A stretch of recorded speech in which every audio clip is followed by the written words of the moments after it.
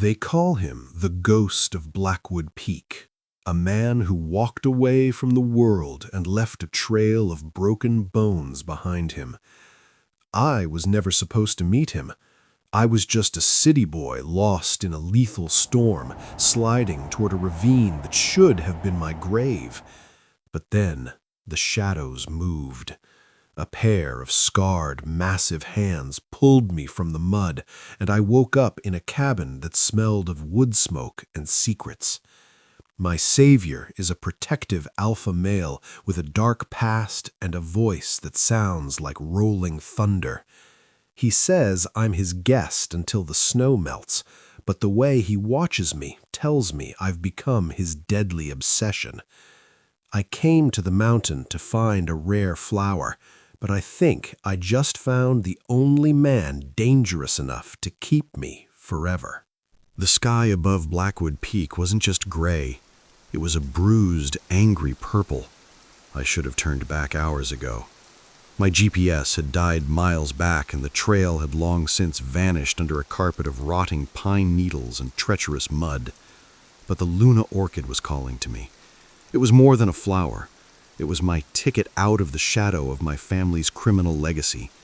I needed to prove I was more than a Finch, more than just a name on a laundering ledger. The first crack of lightning didn't just illuminate the forest. It felt like it split the world in two. Then, the ground gave way. I didn't even have time to scream. One moment I was standing on solid earth, and the next I was a passenger in a landslide of mud and rock. I tumbled down the steep embankment, my yellow raincoat snagging on thorns, my camera bag, filled with the only evidence of my family's crimes, thumping painfully against my ribs. I hit a shelf of granite, and the breath was driven from my lungs in a silent explosion of agony. As I lay there, rain filling my mouth and the cold seeping into my marrow, I saw a figure. He didn't look human at first. He looked like a shadow carved from the mountain itself. He was massive, his silhouette framed by the flickering electricity of the storm. I watched, drifting in and out of consciousness, as he descended the ravine with the ease of a mountain goat. He didn't use ropes. He used raw strength. When he reached me, he didn't ask if I was okay. He simply reached down and hooked his arms under mine. I felt myself being lifted like I weighed nothing at all.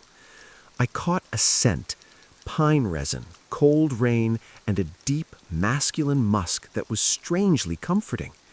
The bag, I wheezed, clutching at my camera case.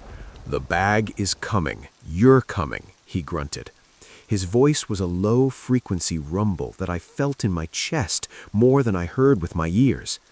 He carried me up the nearly vertical wall of the ravine as if the laws of gravity didn't apply to him. By the time we reached the top, the world was a blur of pain and freezing water. I remember the sound of a heavy wooden door creaking open, the sudden blast of warmth, and the feeling of being laid down on something soft. The last thing I saw before the darkness took me was a pair of gray eyes, eyes that had seen too much blood and far too little light. I woke up to the sound of a crackling fire and the rhythmic thwack of a knife hitting wood. My head throbbed with every heartbeat. I tried to move, but a heavy wool blanket kept me pinned to the narrow cot.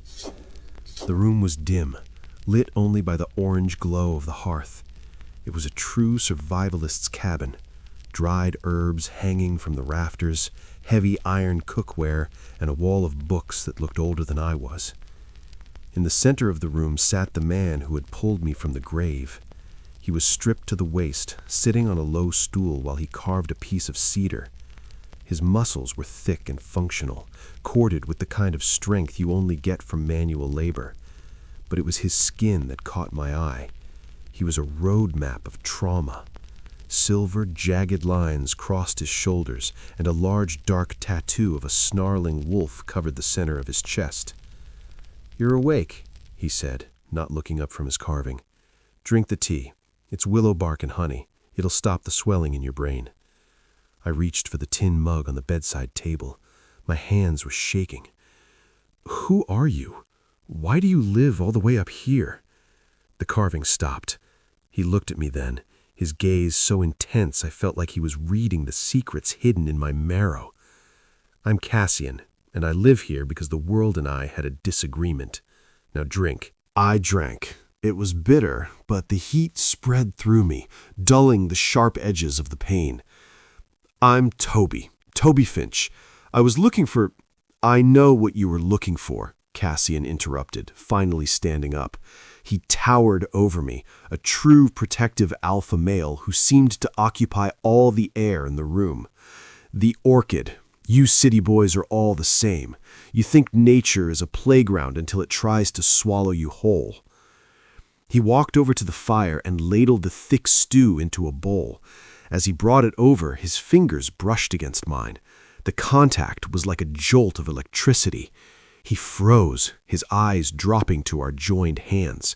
For a split second, the grumpy mask slipped, and I saw a flash of raw, aching loneliness.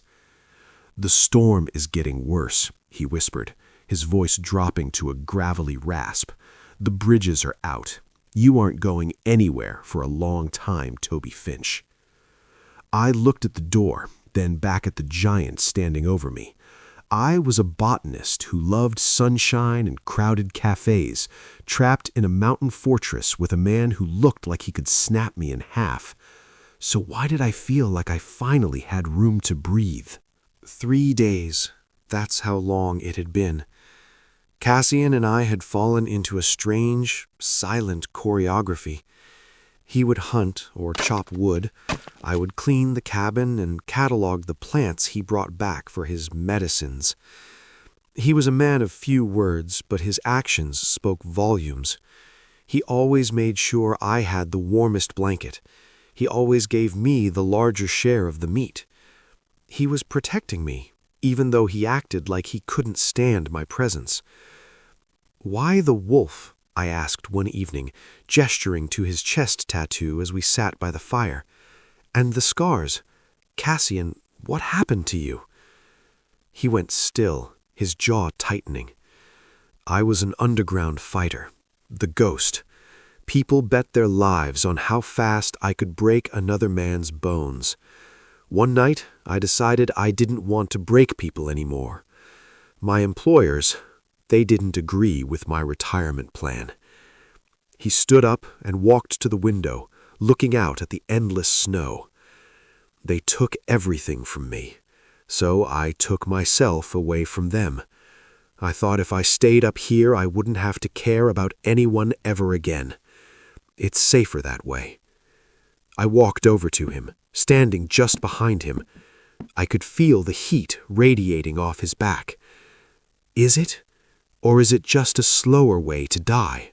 Cassian turned around, his expression dark and turbulent. He looked down at me, his breath hitching. The tension was so thick it felt like a physical weight. He reached out, his hand hovering near my neck before he finally pulled me in. It wasn't a gentle kiss, it was a collision. It was the sound of a man's walls crumbling after years of isolation. He tasted like smoke and honey, his large hands anchoring me against him as if he were afraid I'd vanish into the mist. But as he pulled me closer, the heavy silence of the mountain was shattered. A high-pitched whistle echoed through the trees. Cassian pulled back, his eyes instantly turning cold and lethal. "Get in the basement, now." "Cassian, what is it?" "A signal flare," he growled, grabbing his compound bow from the wall. "They found us. Your family didn't send a search party, Toby. They sent a hit squad." The basement smelled of damp earth and old iron. I huddled in the corner, clutching the camera bag that held the evidence of the Finch family's crimes. Above me, I heard the heavy, muffled thud of Cassian's boots moving across the floorboards. Then, the first gunshot rang out. I bit my tongue to keep from screaming. I heard the front door splinter, shouting voices, men I recognized from my father's security detail. They weren't here to rescue me. They were here to make sure the weakest link of the Finch family didn't talk to the feds. I heard a body hit the floor above me, a groan, then silence. I couldn't stay down there. I couldn't let Cassian fight my war alone. I found a heavy iron poker near the cellar stairs and crept upward. The cabin was a wreck. The beautiful cedar furniture was overturned. 2 men were slumped in the corner, unconscious or worse. But Cassian was gone. Through the broken door, I saw him. He was out in the snow, a shadow moving between the trees. He wasn't fighting like a man. He was fighting like the wolf on his chest. He used the environment, traps he'd set years ago, the blinding snow, the steep cliffs. One by one, the men who had come for me were picked off. But the leader, a man named Marcus, who had been my father's right hand, had a rifle trained on the cabin door. He saw me. "Toby, give us the bag, and maybe we'll let the giant live," Marcus screamed. I stepped out into the cold, the iron poker hidden behind my back. "The bag is empty, Marcus. I hid the files in the ravine. If you kill me, you'll never find them." It was a lie, but it bought me 3 seconds. 3 seconds was all Cassian needed. He dropped from the roof of the porch like a falling star, his full weight slamming into Marcus. The rifle went off, the bullet grazing Cassian's arm, but it didn't stop him. He pinned Marcus to the frozen ground, his fist raised, his face a mask of pure, protective alpha rage. "Don't!" I yelled, running into the snow. "Cassian, don't become what they want you to be. Don't do it for me." Cassian stopped, his fist inches from Marcus's face.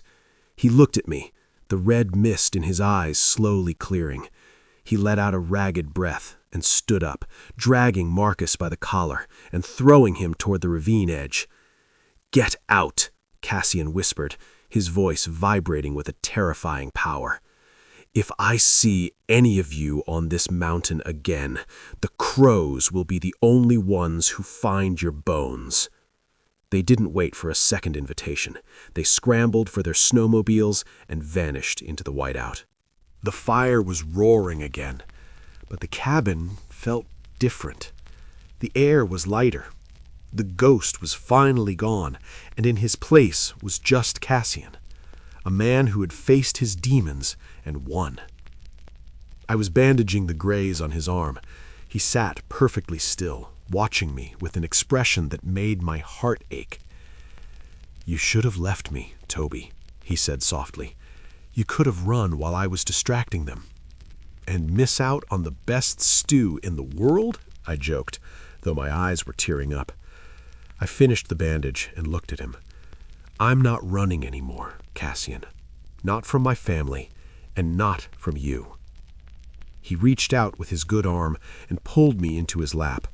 For a man so large, he could be incredibly gentle. He tucked his face into the crook of my neck, breathing me in. "The snow will melt in a week. You'll have to go to the city, to the police, to finish what you started." "I know, but the city is only 4 hours away, and I think a certain mountain man needs someone to bring him fresh coffee and new books once a month." Cassian pulled back, a rare, beautiful smile touching his lips. "Only once a month? I was thinking more like every weekend." 6 months later, the Finch family was behind bars, and the Luna orchid was officially protected by the state. But the most important thing wasn't in the city. I hiked up Blackwood Peak, but this time I knew the way. I reached the cabin just as the sun was setting. Cassian was outside, splitting logs.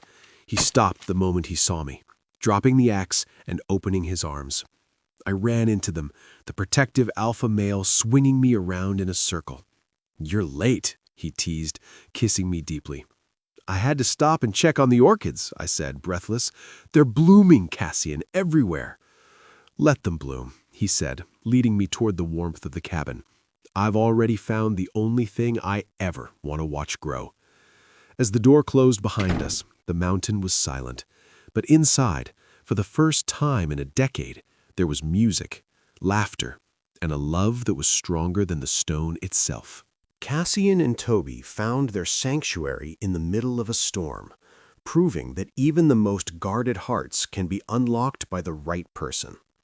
We are so incredibly close to our goal here at Gay Stories Chronicles. We have officially conquered the 4,000 watch hours, all thanks to your incredible support. But we are still a few steps away from the finish line. We have 500 subscribers, and we need 1,000 to keep this channel growing and these stories coming.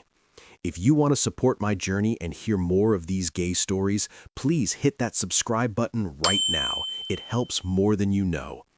Before you go, I have a question for you.